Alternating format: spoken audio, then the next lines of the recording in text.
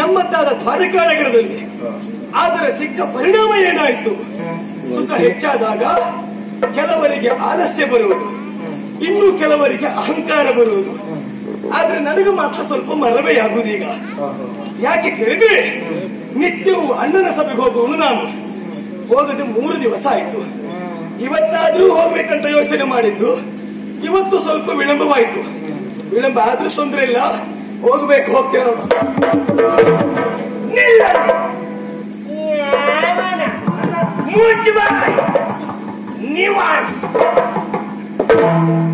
ಕೃಷ್ಣಾಯ ವಾಸುದೇವಾಯ ದೇವಕಿ ನಂದನಾಯ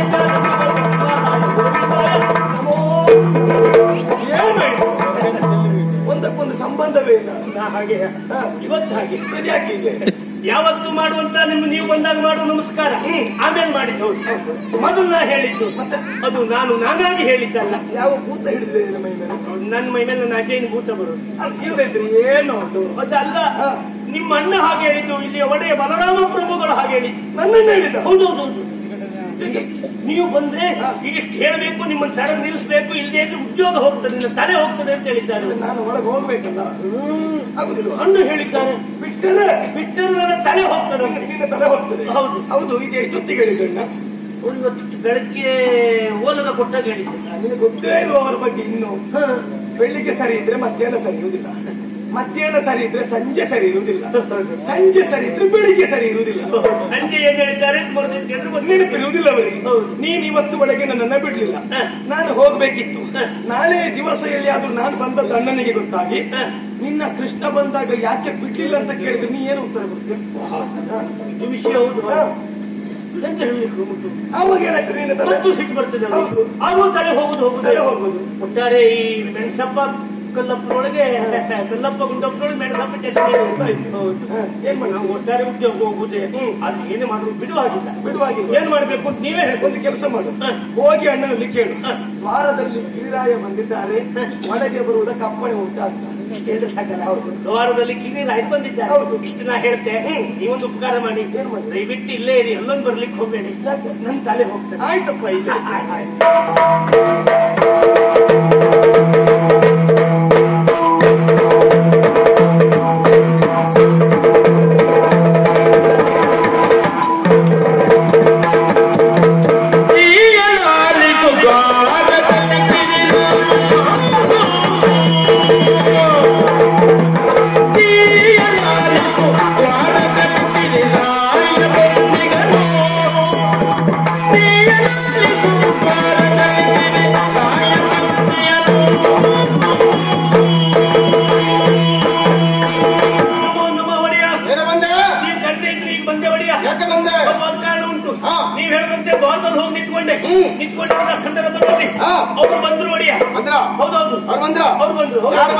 ಅದೇ ನಿಮ್ಮ ತಮ್ಮ ಕೃಷ್ಣರಾಯ ಹೌದೌದು. ಬಂದಾಗ ನಾ ಹೇಳುವಷ್ಟನ್ನು ಹೇಳಿದೆ ಒಡೆಯ. ಯಾವನ ಮುಚ್ಚಬಾಯ್ ಇಷ್ಟು ಹೇಳಿದೆ ಅವರಿಗೆ. ಹೌದೌದು. ಹೇಳಿದಾಗ ಅವರಿಗೆ ಆಶ್ಚರ್ಯ ಆಯ್ತು. ಯಾವತ್ತು ಹೀಗೆ ಹೇಳುವಲ್ಲ, ಇವತ್ತು ಯಾಕೆ ಹೀಗೆ ಹೇಳಿದೆ ಕೇಳಿದ್ರು. ಇದು ನಾನಾಗಿ ಹೇಳಿದ್ದಲ್ಲ, ನಿಮ್ಮ ಅಣ್ಣನ ಆಜ್ಞೆ ಅಂತ ಹೇಳಿದ್ರು. ಹಾಗಾಗಿ ಇಲ್ಲ ನಾವು ಒಳಗೆ ಹೋಗ್ಬೇಕು ಅಂತ. ಒಳ ಬಿಡ್ಲಿಕ್ಕೆ ಆಗುದಿಲ್ಲ, ಅವ್ರ ಆಜ್ಞೆ ಉಂಟು ಅಂತ. ಅದು ಯಾವಾಗ ಹೇಳಿದ್ದಾರೆ ಅವರು ಕೇಳಿದ್ರು. ಏನೇನು ಹೇಳಿದೆ? ಇವತ್ತು ಬೆಳಗ್ಗೆ ಹೇಳಿದ್ದಾರೆ ಅಂದ್ರೆ ತೊಂದ್ರೆ ಇಲ್ಲ. ಅವ್ರು ಹೇಗೆ ಅಂತ ನಿಮ್ಗೆ ಗೊತ್ತಿಲ್ವಾ? ಅವ್ರು ಬೆಳಗ್ಗೆ ಇದ್ದಾಗ ಮಧ್ಯಾಹ್ನ ಇರುವುದಿಲ್ಲ, ಮಧ್ಯಾಹ್ನ ಇದ್ದಾಗ ಸಂಜೆ ಇರುವುದಿಲ್ಲ. ಸಂಜೆ ಏನ್ ಹೇಳಿದ್ದಾರೆ, ಏನ್ ಮಾಡಿದ್ದಾರೆ ಅಂತ ಮರುದಿವ್ಸ ಕೇಳಿದ್ರೆ ಅವ್ರಿಗೆ ನೆನಪಿರುವುದಿಲ್ಲ. ಅಂತದ್ರಲ್ಲಿ ಅವ್ರು ಎಷ್ಟೊತ್ತಿಗಾರು ಹೇಳೋದಿತ್ತು. ಆಮೇಲೆ ತಮ್ಮನ್ನು ಯಾಕೆ ಬಿಡ್ಲಿಲ್ಲ ಅಂತ ಕೇಳಿದ್ರೆ ಏನ್ ಹೇಳ್ತೀನಿ ನೀನು? ನಿಜವಾಗಿ ಇದಿಷ್ಟು ಅವ ಹೇಳಿದ್ದ ಹೌದಾ, ನೀವು ಸೇರಿಸ್ಕೊಂಡು ಹೇಳ್ತೈತ? ಇದಿಷ್ಟು ಅವ್ರು ಹೇಳಿದ್ದೆ ಹಾಗೇನಿಲ್ಲ. ಈಗ ಒಳ ಬರ್ಬೇಕು. ಅವ್ರು ಏನ್ ಮಾಡ್ಬೇಕು ಕೇಳಿದ್ರಿ, ಕಿರಿರಾಯರು ಬಂದಿದ್ದಾರೆ ಹೇಳು ಅಂತ ಹೇಳಿದ್ರು. ಈಗ ಕಿರಿರಾಯರು ಅಲ್ಲಿ ದ್ವಾರದಲ್ಲಿ ಬಂದಿದ್ದಾರೆ ಒಡೆಯ. ನೀನು ಅಲ್ಲಿ ಬಂದ್ರೆ ನೀ ಇಲ್ಲಿ ಬಂದಿದ್ದು. ಹೌದೌದು. ನಿನಗೆ ಅನ್ನ ಕೊಟ್ಟವರು ಯಾರು? ನೀವು. ನಿನ್ಗೆ ಆಶ್ರಯ ಕೊಟ್ಟವರು ಯಾರು? ನೀವು. ನಿನಗೆ ವಸತಿ ಕೊಟ್ಟವರು ಯಾರು? ನೀವು. ನಿನಗೆ ಮನೆ ಕಟ್ಟಿಸಿ ಕೊಟ್ಟವರು ಯಾರು? ನೀವು. ನಿನಗೆ ಮದುವೆ ಮಾಡಿದವರು ಯಾರು? ನೀವು. ಹುಚ್ಚ ನೀವು. ಹುಚ್ಚ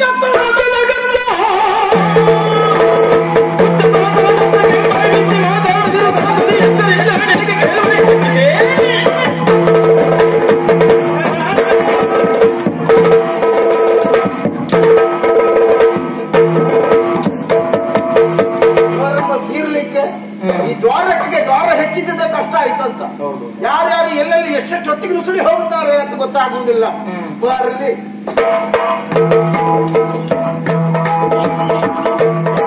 ಕೊಂದು ಬಿಡ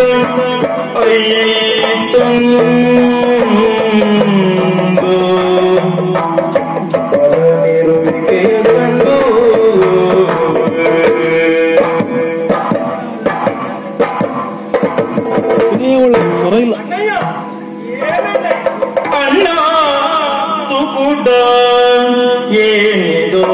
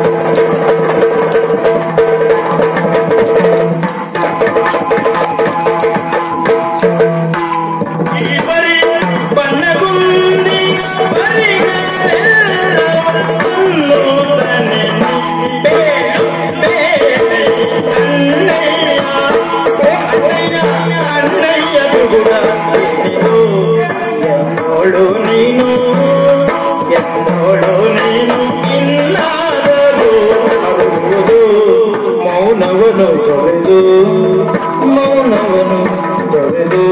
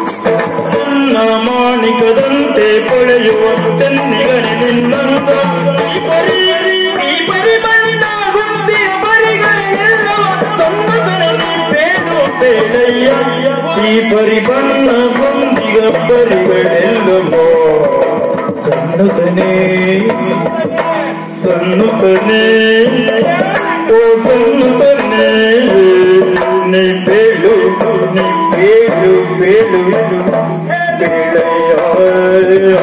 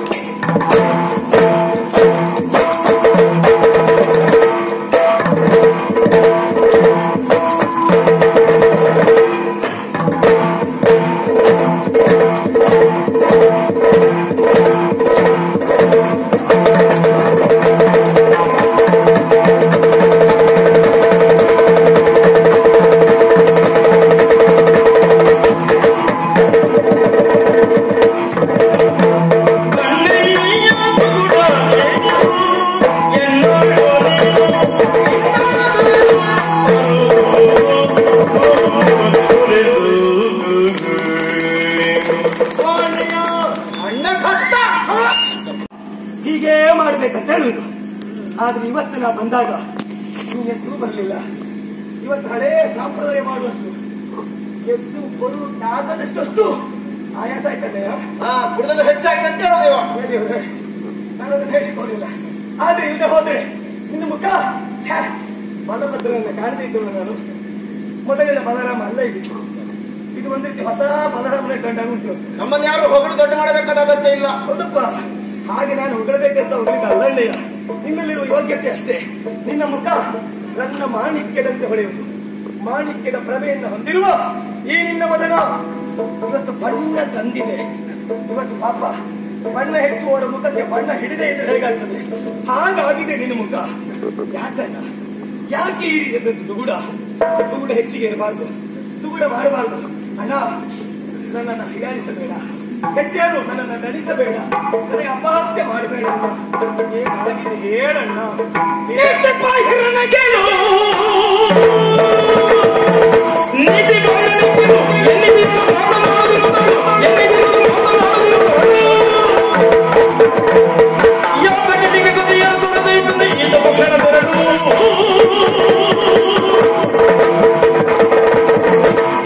ತೀರ್ಲಿಕ್ಕೆ ಅಣ್ಣ ಯಾರ್ಯಾರು ಎಷ್ಟಂತೆ ಬರಬೇಕಂತ ಗೊತ್ತಾಗುದಿಲ್ಲ. ಹೌದೌದು, ಸಮಯ ಪರೀಕ್ಷೆ ಇಲ್ಲವೇ ಇಲ್ಲ. ಇಲ್ಲಪ್ಪ. ಒಂದು ಸರಿಯಾದ ಸಮಯಕ್ಕೆ ಬರಬೇಕು. ನಾವು ಮಾಡಬೇಕಾದಂತ ಕರ್ತವ್ಯ ಏನು? ಅಲ್ಲಿ ಯಾರಿದ್ದಾರೆ? ಅಲ್ಲೊಬ್ರು ಹಿರಿಯರಿದ್ದಾರೆ, ಯಜಮಾನ್ ಇದ್ದಾನೆ. ಆ ಯಜಮಾನಿಗೆ ಒಂದು ಗೌರವ ಕೊಡಬೇಕು. ತಾವು ಸಣ್ಣವರನ್ನುವಂತ ಅಪ್ರಜ್ಞೆಯೇ ಇಲ್ಲದೆ ಇದ್ದಂತೆ ಕೆಲವರು ಮೂರ್ಖರೆಲ್ಲ ಇದ್ದಾರೆ. ಯಾರೋ ಸರಿಯಾದ ಸಮಯಕ್ಕೆ ಮುಗಿಸ್ತಿಲ್ಲ ಅಂತ ಕಾಣ್ತದೆ. ಈಗ ಬಂದು ಹಾಗೆ ಹೀಗೆ ಅಣ್ಣ ಹೀಗೆ ಅಂತ ಹೇಳುದು. ಇಂಥವರಲ್ಲಿ ನಮ್ಮ ಮಾತಿಲ್ಲ, ನೀತಿ ಇವತ್ತು ನಮ್ಮ ಅಣ್ಣನಿಗೆ ಏನೋ ಆಗಿದೆ. ಏನೇ ಆದ್ರೂ ಸಿಟ್ಟು ಬಂದದ್ದು ಮಾತ್ರ ಸತ್ಯ. ಸಿಟ್ಟು ಬರುವುದಕ್ಕೆ ಯಾರೋ ಒಬ್ಬರು ಕಾರ್ಯಕರ್ತರಾಗಿರ್ಬೇಕು. ಅದು ಯಾರು ಅಂತ ನಮಗೆ ಗೊತ್ತಾಗಬೇಕಾದ್ರೆ ಅಣ್ಣನನ್ನ ಕೇಳಬೇಕು. ಅಣ್ಣ ಅಣ್ಣ ಅಣ್ಣ ಅಣ್ಣ ಯಾರ ಮೇಲೆ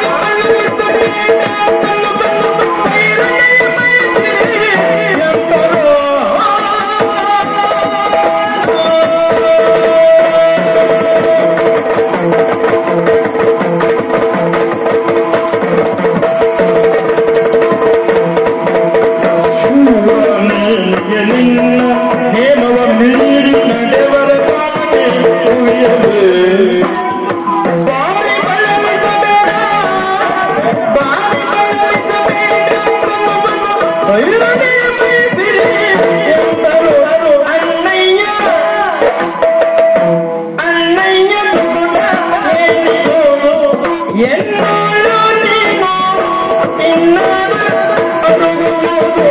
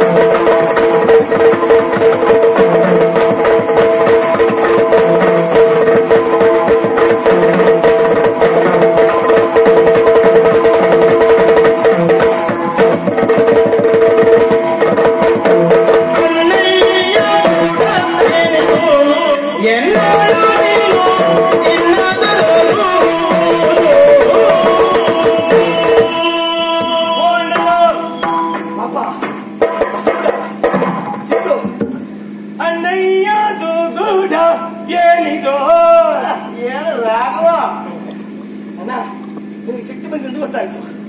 ಅದಲ್ಲ, ಸಿಟ್ಟು ಬರಬೇಕಾದ್ರೆ ಕೆಲವಷ್ಟು ಕಾರಣ ಬೇಕು. ಏನು? ಅದರಲ್ಲಿ ಒಂದೇ ಒಂದು ಸಾಕು. ಯಾವುದು? ಶೂರ ನೀನಹೆ. ದ್ವಾರಕೆಯಲ್ಲಿ ನಿನ್ನ ಮಾತನ್ನ ಯಾರು ಮೀರುವುದಕ್ಕೆ ಸಾಧ್ಯ ಇಲ್ಲ.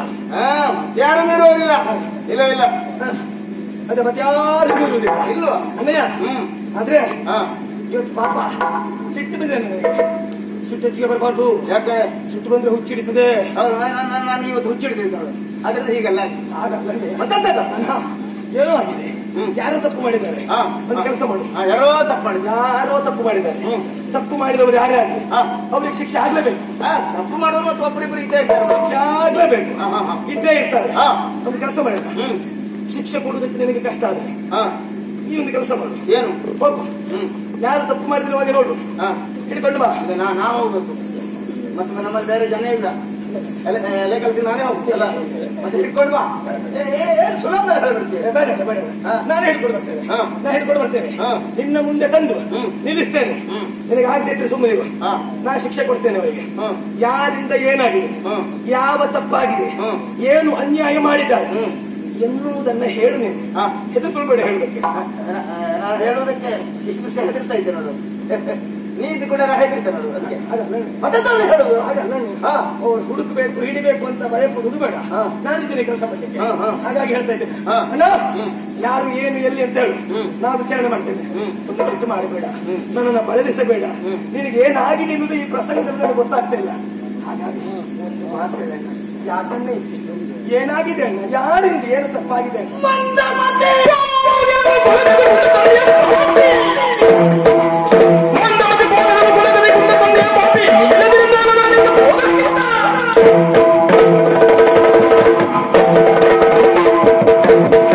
ಯಾರ್ಯಾರ ತಪ್ಪು ಮಾಡಿದ್ದಲ್ಲ, ತಪ್ಪು ಮಾಡಿದವ ನೀನೇ.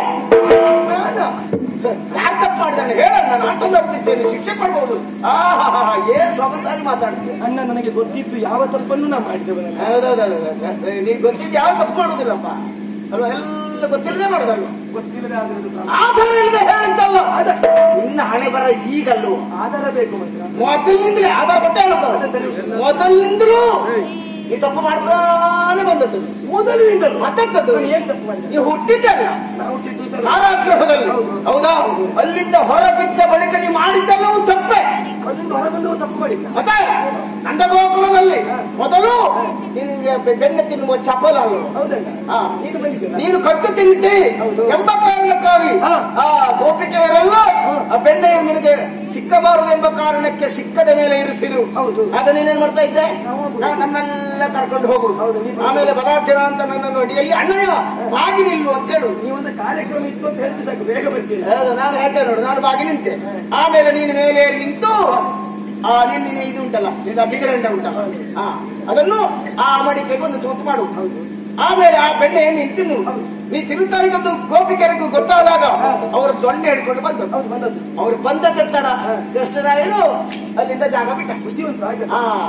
ಆಗ ಕೃಷ್ಣನ ಬಾಯಿಗೆ ಬೆಣ್ಣೆ, ಬಲರಾಮನ ಬೆನ್ನಿಗೆ ದೊಣ್ಣೆ. ಪ್ರಾಪ್ತಿ ಪ್ರಾಪ್ತಿ ಪ್ರಾಪ್ತಿ ಅಲ್ವಾ? ಯಾರಿಗೆ ಎಷ್ಟು ಸಿಗ್ಬೇಕು ಅಷ್ಟು ಸಿಗುತ್ತದೆ. ಆ ಬಳಿಕ ಮತ್ತೆಂತದ ಬೆಣ್ಣೆ ಕದಿಯುವುದನ್ನು ಸ್ವಲ್ಪ ಬಿಟ್ಟೇನೆ. ಹೌದೌದು, ಒಂದು 4 ವರ್ಷ ಮಾಡಬೇಕು. ಹೌದಾ? ಆಮೇಲೆ ಬಿಟ್ಟು ಹೋಗ್ಬೇಕಲ್ಲಿ. ಬಿಟ್ಟು ಸ್ವಲ್ಪ ಮೇಲೆ ಮೇಲೆ ಬರ್ತದೆ. ಹೌದೌದು, ಪ್ರಗತಿ ಪ್ರಗತಿ ಪ್ರಗತಿ ಒಂದು ಬೇಕು. ಆ ಮಟ್ಟಿಗೆ ನಿನ್ನಷ್ಟು ಪ್ರಗತಿ ಮತ್ತೆ ಯಾರು ಸಾಧಿಸ್ಲಿಕ್ಕಿಲ್ಲ. ಒಂದು ಸ್ಥಾನದಲ್ಲಿ 4 ವರ್ಷ. ಹೌದಾ? ಅಂದ್ರೆ ಉಳಿದವರು 10, 20, 30 ವರ್ಷ ಇದ್ದವರೆಲ್ಲ ಎಂತ ಮಾಡ್ತೀವಿ? 1 ವರ್ಷ ಮಾತ್ರ ದುಡಿದೆ. ಎಂತ ವರ್ಷ ದುಡಿಯುವುದು? ನನಗೆ ಹೇಳ್ತೇನೆ ನನಗೆ ಮಾತ್ರ ಅಲ್ಲ, ನಮ್ಮಲ್ಲಿ ಇದ್ದವರಿಗೂ ತಾಗಿಸಿ ಮಾತಾಡಿದ್ರೆ ಜಾಗ್ರತೆ ಇರಲಿಲ್ಲ. ನೀವಿರುವಾಗ ನನ್ನ ವಿಷಯ ಬೇಡ. ಆಮೇಲೆ ಬೆಣ್ಣೆ ಕದಿಯುವುದನ್ನೇ ಬಿಟ್ಟೆ ಸೀರೆ ಕದಿಯುವುದನ್ನು ಪ್ರಾರಂಭ ಮಾಡಿದೆ. ಎಲ್ಲ ಗೋಪಿಕಾಂಗನೆಯರು ಯಮುನೆಯ ತಟಾಕದಲ್ಲಿ ತಮ್ಮ ಬಟ್ಟೆಯನ್ನು ಕಳಚಿಟ್ಟು ಸ್ನಾನ ಮಾಡುವುದಕ್ಕೆ ಮುಂದಾದಂತಹ ಸಂದರ್ಭದಲ್ಲಿ ಈ ಕೃಷ್ಣರಾಯರು ಮೆಲ್ಲ ಮಾಳ ವ್ಯಕ್ತಿನ ಹಾಗೆ ಹೋಗಿ ಆ ಬಟ್ಟೆಯನ್ನು ಎತ್ತುಕೊಂಡು ಬಂದು ಮರದ ಮೇಲೆ ಗಂಟು ಕಟ್ಟಿಕೊಂಡು ಕೂತ್ಕೊಂಡರು. ಆಮೇಲೆ ಗೋಪಿಕೆಯನ್ನು ಸ್ನಾನ ಪೂರೈಸಿ ಬಟ್ಟೆಯಲ್ಲಿ ತೊಡುತ್ತಾರೆ. ಬಟ್ಟೆ ಇಲ್ಲ ದಡದಲ್ಲಿ, ಇಲ್ಲ ಎಲ್ಲೋ ಆಯ್ತಪ್ಪ ಅಂತ ಕಂಗಾಲದ ಹೊತ್ತಿಗೆ ಕೃಷ್ಣರಾಯರು ಒಂದು ಪೀಪಿ ಉಂಟಲ್ಲ, ಆಗ ಗೊತ್ತಾಯ್ತು ಇವನೇ ಕದ್ದಿದ್ದಾನೆ ಅಂತ. ಕೃಷ್ಣ ಬಟ್ಟೆ ಕೊಡು ಅಂತ ಕೇಳಿದ್ರೆ ನೀನೇನ್ ಹೇಳಿದೆ? ಕೈ ಮೇಲೆತ್ತಿ ಅಂತ ಹೇಳಿದೆ. ಆಗ ಅವರು ತಮ್ಮ ಮಾನ ಮುಚ್ಚಿಕೊಳ್ಳುವುದಕ್ಕಾಗಿ ಒಂದು ಕೈಯನ್ನು ತಮ್ಮ ಎದೆ ಮೇಲೆ ಇರಿಸಿಕೊಂಡು ಕೃಷ್ಣ ಬಟ್ಟೆ ಕೊಡು ಅಂತ ಕೇಳಿದ್ರೆ ನಾವೇನ್ ಹೇಳಿದ್ರು? ಎರಡೂ ಕೈ ಮೇಲೆ ಎತ್ತಬೇಕು. ನಾಚಿಕೆ ಇಟ್ಟವನಿಗೆ ಮಾನ ಮರ್ಯಾದೆ ಏನಾದ್ರು ಒಂದು ಸ್ವಲ್ಪ ಆದ್ರೂ ಉಂಟ ನಿನಗೆ? ಹೆಣ್ಣು ಮಕ್ಕಳು 2 ಕೈ ಮೇಲೆ ಆಗುವುದೇ ಮಾನಹಾನಿ ಆಗುತ್ತದೆ. ಅಷ್ಟು ಗೊತ್ತಾಗುದು ನಿನಗಲ್ವಾ? ಅದು ಕಲ್ಯಾಣ ಹೇಳಿತು. 2 ಕೈ ಮೇಲೆ ಎತ್ತಿದ್ರೆ ಯಾಕೆ? ಒಂದು ಕೈ ಹೀಗೆ ಮಾಡಿದಾಗ ನಾ ಬಟ್ಟೆಗಟ್ಟಿ ಬಿಸಾಡಿದ್ರೆ ಅದು ನೀರಿಗೆ ಬಿದ್ರೆ ಆಮೇಲೆ 2 ಕೈ ಹೀಗೆ ಹಿಡಿದು ಎಲ್ಲ ತಯಾರಾಗ್ಬಿಟ್ಟೆ ಪುಣ್ಯಾತ್ಮ. ಯಾವ ಸಂಸ್ಥೆಯಲ್ಲಿ ತಯಾರಾಗ್ಬಿಟ್ಟೆ ನನಗೆ ಅರ್ಥ ಎಂತದ ನಮ್ಮದಲ್ಲ. ನಮ್ಮಲ್ಲೇ ಸರಿಯಾಗಿ ತಯಾರಾಗಿದ್ದಿದ್ರೆ ನನ್ನ ಹಾಗೆ ಆಗ್ತಿದ್ದೆ. ಆದ್ರೆ ನೀ ಹಾಗಲ್ಲ. ಒಂದು ವಿಷಯದಲ್ಲಿ ಮಗಿಲ್ಲ, ಎಲ್ಲ ಅಡ್ಡದಿಡ್ಡಿಯಾಗಿ ಬೆಳೆದಿದ್ದೆ ಅಂತ ನನಗೆ ಅರ್ಥ ಆಗುತ್ತದೆ. ಒಂದು ವಿಷಯದಲ್ಲಿ ಮಗಿಲ್ಲ. ಯಾವ ವಿಷಯದಲ್ಲಿ? ಬೆಳಿಗ್ಗೆ ಮತ್ತೆ ಹಾಕ್ತೇವೆ ಏನು ಅಂದ್ರೆ ನಾನು ಹುಡುಕ ಅಂತ ಹೇಳುದಿವ ನೋಡು. ಹುಡುಕರ ವಿಷಯವಾಗಿ ನಿನ್ನ ನನ್ನಲ್ಲಿ ಹೇಳಲಿಕ್ಕಿಲ್ಲ. ನಾನು ಕುಡಿದ್ರು ಸಹ ದಾರಿನಲ್ಲಿ ಬೀಳಲಿಲ್ಲ. ನೆನ್ಪಿಟ್ಟುಕೋ.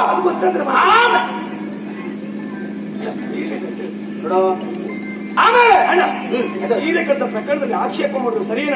ಮತ್ತೆ ಆವತ್ತು ನಾನು ಸೀರೆ ಕದ್ದು ಸರಿಯೋ? ಯಾಕೆ ಮಾಡಿದೆ ಕೇಳುವ ಹಾಗೆ. ಯಾಕೋ? ಇಲ್ಲದೆ ಹೋದ್ರೆ ಎಲ್ಲರೂ ಹೋಗುವ ಸಾರ್ವಜನಿಕವಾದಂತಹ ಪ್ರದೇಶದಲ್ಲಿ ಹೆಣ್ಣು ಮಕ್ಕಳು ಮಧ್ಯಾಹ್ನ ಕಾಲದಲ್ಲಿ ಸ್ನಾನ ಮಾಡುದು. ಹೌದು. ಬಟ್ಟೆಯನ್ನು ಬಿಚ್ಚಿಟ್ಟು ಅಣ್ಣ ಆವತ್ತು ನಾನು ನೋಡಿದ ಹಾಗಾಯ್ತು. ಅದಲ್ಲದೆ ಎಲ್ಲಿಯಾದ್ರೂ ಬೇರೆಯವರು ನೋಡಿದ್ರೆ ನೋಡುವ ನನ್ನ ಕಡೆ ಕೈ ತೋರಿಸ್ಬೇಡ. ನೀವಲ್ಲ ನಾನು ನೋಡಿದ್ರು ಆ ಕಡೆ ನೋಡುವುದಿಲ್ಲ. ನಾನು ಹೆಣ್ಣು ಮಕ್ಕಳು ಆ ಕಡೆ ಇದ್ದಾರಂತೆ ಆದ್ರೆ ಸಾಕು. ದಾರಿ ಬಿಟ್ಟು ದಾರಿ ಹೋಗ್ತಾರೆ ನೋಡಿದ್ರೆ ಏನು ತೊಂದರೆ ಆಗಿರ್ತಾರೆ ಹೆಣ್ಣು ಮಕ್ಕಳು. ನಿನಗೆ ಊರಿನ ಉತ್ಸಾಹ ನಿಜ ಅಣ್ಣ. ಆರಕ್ಕೆ ಮರ್ಯಾದೆ ಪ್ರಶ್ನೆ ಅಲ್ವ? ಏನು ಮರ್ಯಾದೆ ಪ್ರಶ್ನೆ? ನನ್ನ ಗೋಕುಲದ ಮರ್ಯಾದೆ ಪ್ರಶ್ನೆ ಅಲ್ವಾ? ಅದಕ್ಕೋಸ್ಕರ ಸೀರೆ ಕದಿಯುವುದಾ? ಸೀರೆ ಕತ್ತೆ ಕದ್ದ ಪರಿಣಾಮ ಏನಾಯ್ತು? ಆವತ್ತೊಂದು ದಿನ ನಾವು ಪ್ರಕರಣ ಮಾಡಿದ್ದರಿಂದ ಭಯಗೊಂಡ ಹೆಣ್ಣು ಮಕ್ಕಳಲ್ಲ ಪ್ರತಿಯೊಬ್ಬರ ಮನೆಯಲ್ಲಿ ಒಂದೊಂದು ಸ್ನಾನದ ಗ್ರಹ ಮಾಡ್ಕೊಂಡಿದ್ದಾರೆ. ಈಗ ಎಲ್ಲ ಮನೆ ಒಳಗೆ ಸ್ನಾನದ ಗ್ರಹ ಮಾಡಿಕೊಂಡು ಸ್ನಾನ ಮಾಡ್ತಾ ಇದ್ದಾರೆ ಅಂತಾದ್ರೆ ಸರ್ವ ಸ್ನಾನದ ಗ್ರಹದ ಸಂಸ್ಥಾಪಕ ಯಾರು ಕೇಳಿದ್ರೆ ನಾನು ಮತ್ತೆ ಮನೆ ಸಂಸ್ಥಾಪಕ ಉದ್ಘಾಟನೆ ಮಾಡ್ಲಿಕ್ಕೆ ನಿನ್ನನ್ನೇ ಕರೆದ್ರೆ ಉಂಟಲ್ಲ. ಕೆಲವು ಸ್ಥಾಪನೆ ಮಾಡ್ತೈತೆ ಅರ್ಥ ಆಗುತ್ತದೆ. ನಾ ಬರ್ಬೇಕಾದ ಅಗತ್ಯ ಇಲ್ಲ. ಆ ಬಳಿಕ ಸೀರೆ ಕದಿಯುವುದನ್ನು ಬಿಟ್ಟೆ ಹೆಣ್ಣು ಮಕ್ಕಳನ್ನೇ ಕದಿಯುವುದಕ್ಕೆ ಹೊರಟೆ. ಮತ್ತೆ ಪ್ರಗತಿ ಹೊಂದಿದೆ ಏನಂತ ಅದ್ರಲ್ಲೂ ಒಂದು ಪ್ರಗತಿ ಎಲ್ಲ ಬ್ಯಾಡ್ದೈತಿ ಮಾಡುದು ಅಂದ್ರೆ ಪ್ರಗತಿ ಅಂತ ಹೇಳುದಲ್ವ? ಎಷ್ಟು ದಿನ ಹೆಣ್ಣು ಮಕ್ಕಳಿಗೆ ಅಣ್ಣ ಒಬ್ಬರು ಇಬ್ರು ನಾನಾಗಿ ಕದಿಯುವುದಕ್ಕೆ ಹೋದದಲ್ಲ. ಮತ್ತೆ ಈ ಕಂಡ ಹೆಣ್ಣು ಮಕ್ಕಳನ್ನ ಕೃಷ್ಣ ನೀ ಬೇಕು ಬಾ ಬಾ ಅಂತ ಹೇಳು. ಪಾಪ ಅವ್ರ ಮನಸ್ಸಿಗೆಲ್ಲ ಬೇಸರ ಆಗ್ಬಾರ್ದಲ್ಲ, ಅದಕ್ಕಾಗಿ ಹೋಗುದು. ನಿದ್ದೆ ಬಂದಾಗ ಹಾಸಿ ಹಾಕೊಟ್ಟಾಗ ಆಯ್ತು ಬದುಕ್ತದೆ. ಆ ಮಟ್ಟಿಗೆ ನಾನು ಹೇಗೆ ಏಕೆ ಮತ್ತೆ ವ್ರತಸ್ಥರಾಗಿ ಕಾಲ ಕಳೆಯುತ್ತಾ ಇದ್ದವರ ಈ ವ್ರತಸ್ಥರಾಗಿ ನೀವಿದ್ದರು ಆ ನಮ್ಮ ಅತ್ತಿಗೆ ಆ ವಯಸ್ಸಿನಲ್ಲಿ ನಿಮ್ಮನ್ನ ನೋಡ್ಕೊಂಡದಾದ್ರು ಹೇಗೆ? ನನ್ನ ಹೆಂಡತಿ ವಯಸ್ಸು ಹೆಚ್ಚಾಗಿ ಅಂತ ಹೇಳುದು ಈಗ. ನಿನ್ನ ಕೇಳಿದ್ದ ಅವಳು ವರ್ಷ ಎಷ್ಟೊತ್ತು ಕೇಳಿದ್ದ? ಅತ್ತಿಗೆ ಅಷ್ಟು ಸಾಕಾಗ್ತದೆ. ವರ್ಷ ಆಗಿದೆ, 10 ವರ್ಷ ಆಗಿದೆ. ವರ್ಷ ಆದ್ರೆ ಹೇಗಿದ್ದಾಳ? ಅಯ್ಯೋ ಗೊತ್ತೇ ಆಗುದಿಲ್ಲ. ನಿನ್ನ 16,000 ಹೆಂಡತಿಯರ ರೂಪವು ನನ್ನ ಹೆಂಡತಿ ಮುಂದೆ ಎಂತದ್ದು ಅಲ್ಲ.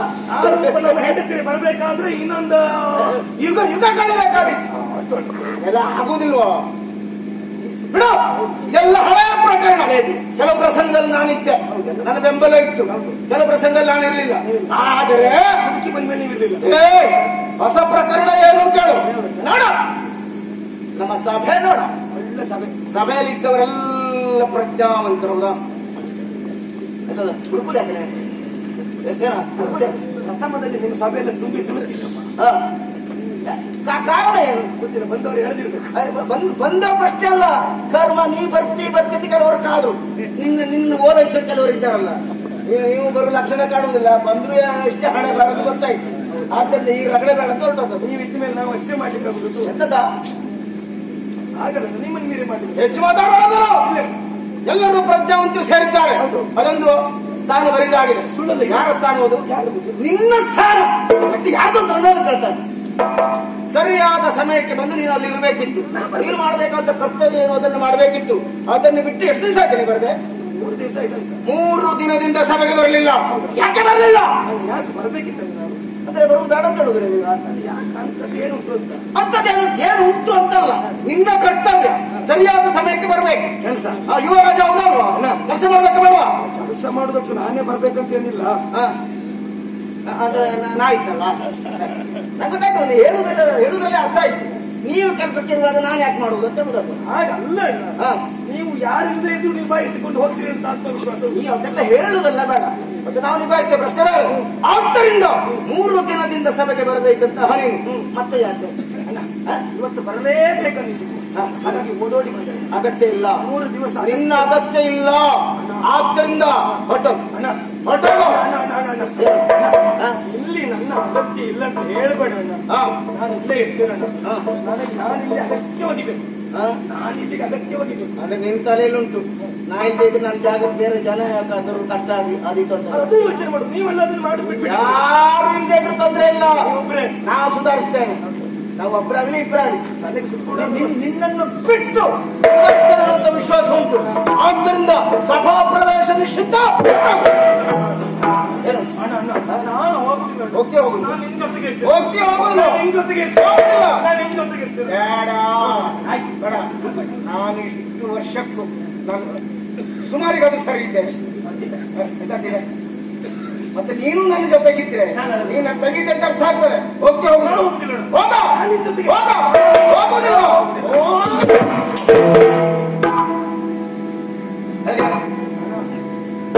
ಕಾಲ ಯಾವ್ದು ಗೊತ್ತುಂಟ?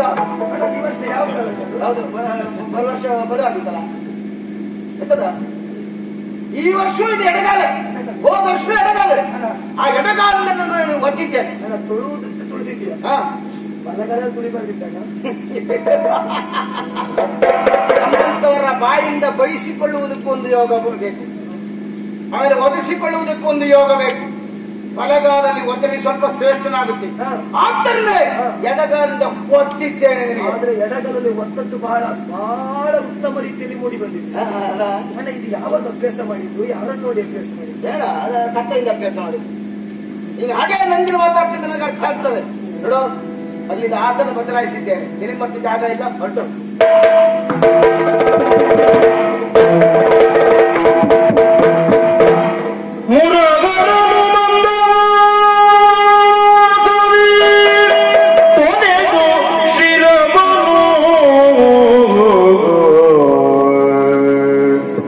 ಮಂದಾಸರಿ ಕೊನೆದು ಶಿರವನು ಬಂದೆಯುವುದು ಮದ ಗರುವೈತಗೆ, ಬಂದೆಯುವುದು ಮದ ಗರುವೈತಗೆ ಚಂದವಾದುದು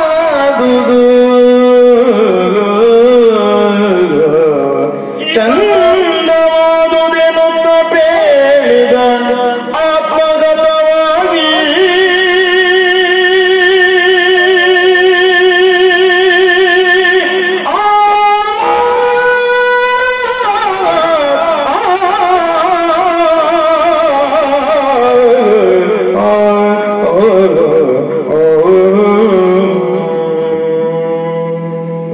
ಏನಾಗಿ ಹೋಯ್ತು? ಅಣ್ಣ ಎಡಗಾಳಿನಿಂದ ಒತ್ತು ನೂಕಿದ ನನ್ನನ್ನು. ನೀ ಸಭೆಯಲ್ಲಿ ನೀ ಪ್ರತ್ಯಕ್ಷವಾದದ್ದು ಹೌದು ಅಂತ ಆದ್ರೆ ನಾ ಸಭೆ ಕೊಡುವುದಿಲ್ಲ ಎನ್ನುವಾಗಿ ಹೇಳಿದ. ನನ್ನಿಂದ ದ್ವಾರಕಾ ಪಟ್ಟಣದ ಪ್ರಜೆಗಳ ಅನಾಥ ಆಗಬಾರದು. ಆದ್ರೆ ಯಾಕೆ ಹೀಗೆ ಮಾಡಿದೆವನು? ಅಣ್ಣನಿಗೆ ಬಂದಿಹುದು ಮಠ ಗರ್ವ. ತಾನು ಸರ್ವಾಧಿಕಾರಿ, ನಾನು ಹೇಳಿದ ಹಾಗೆ ಆಗಬೇಕಿರುವಂತ ಅಹಂಕಾರ ಇವನ ನೆತ್ತಿಗಡರಿದ್ದರಿಂದ ಈ ರೀತಿಯಾಗಿ ಮಾತನಾಡಿದ, ಇಂಥ ಕೃತ್ಯವನ್ನ ಮಾಡಿದ. ಅವನಂತೂ ಬೇಡ ಅಂತ ಹೊರಗೆ ಹಾಕಿದ. ನಾನು ಹೋಗ್ಬೇಕಲ್ಲ, ಎಲ್ಲಿಗಂತ ಹೋಗುದು? ಎಲ್ಲಿಗೆ ಹೋಗ್ತೀರಾ? ಉಳಿದವರಿಗಾದ್ರೂ ಎಲ್ಲಿಗೆ ಹೋಗುದಂತ ಸಮಸ್ಯೆ. ನಾವು ಎಲ್ಲಿಗಂತ ಹೋಗುದು? ಯಾರ ಮನೆಗಂತ ಹೋಗುದು? ಇರುವವರು 16,008 ಮಂದಿ. ಒಬ್ಬರ ಮನೆಗೆ ಹೋದ್ರೆ ಒಬ್ಬರಿಗೆ ಆಗುದಿಲ್ಲ, ಮತ್ತೊಬ್ಬರ ಮನೆಗೆ ಹೋದ್ರೆ ಇನ್ನೊಬ್ಬರಿಗೆ ಆಗುದಿಲ್ಲ. ದೊಡ್ಡ ಸಮಸ್ಯೆ ಆಗುತ್ತದೆ. ಆದ್ರೂ ಇವತ್ತು ಹೋಗ್ಬೇಕು ಎಲ್ಲಿಗೆ? ಪ್ರೀತಿಯ ಮಡದಿ ಸತ್ಯಭಾಮಾದೇವಿ ಇದ್ದಾರೆ, ಅವಳ ಅಂತಃಪುರಕ್ಕೆ ಹೋಗದೆ ಕೆಲವಷ್ಟು ಸಮಯ ಆಯ್ತು. ಇವತ್ತು ಹೋದ್ರೆ ಒಳ್ಳೆ ರೀತಿಯ ಅತಿಥಿ ಸತ್ಕಾರ ಮಾಡಬಹುದು, ಗಂಡನಿಗೆ ಬೇಕಾದ ರೀತಿಯಲ್ಲಿ ಪೂಜೆ ಪುರಸ್ಕಾರಗಳಾಗಬಹುದು. ಮತ್ತೆ ನಿಂತು ವಿಳಂಬ ಮಾಡುದು ಸರಿಯಲ್ಲ. ಹೋಗ್ತೀನಿ ನೋಡಿ.